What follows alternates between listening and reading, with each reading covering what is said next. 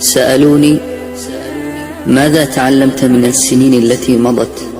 فأجبت: تعلمت أن من لا خير فيه لأهله لا خير فيه للناس. وتعلمت أن أقول الحمد لله على كل شيء.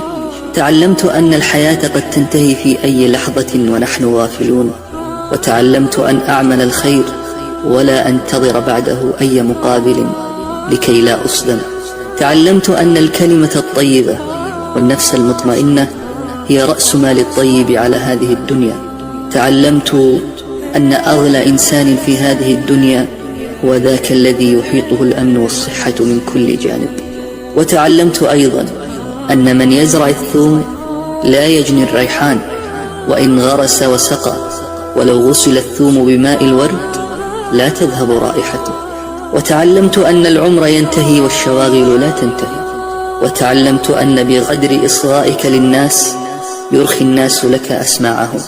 وتعلمت أن الناس متفاوتون في نواياهم، وليس كل نية حسنة تصنع عملا صالحا، فكم من مصلح سعى في الخير ولكن أخطأ الطريق.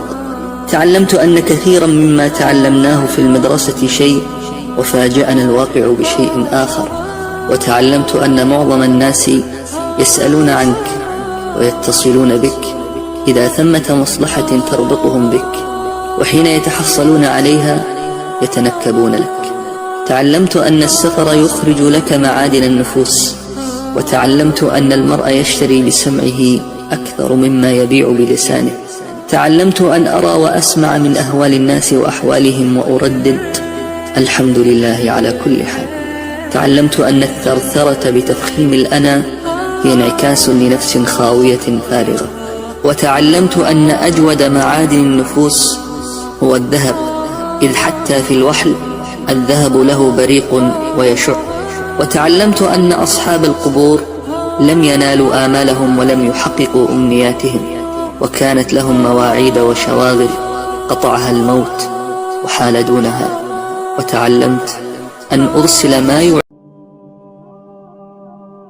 علمتني الحياة أن عظم الجزاء مع عظم البلاء، وأن عمق الجرح على قدر قرب الجارح، وأن أدهى المصائب غدر قبله ثقة، وأن فرز النفوس كفرز الصخور، فيها النفيس وفيها الحجر، وأن طول الألم بحجم ما كان من شدة الأمل، وأن من أعجب العجائب ظالم يتظلم، وأن مرير البكاء لا يغير حاله ولا يرد راحلا، وأن من الجراح ما لا يندمل إلا أن يوارى الجسد